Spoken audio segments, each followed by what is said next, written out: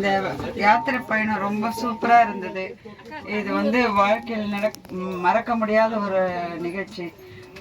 நான் வந்து வரத்துக்கு ஒரு வாரத்துக்கு முன்னாடி நான் ரொம்ப உடம்பு சரியில்லாமல் போயிட்டேன்.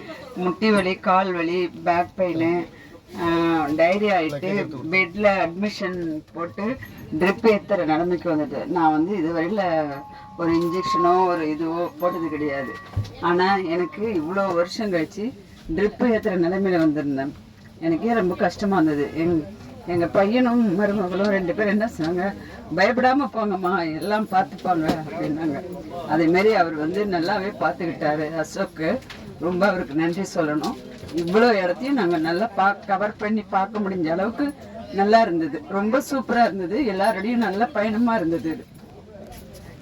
தேங்க்யூ.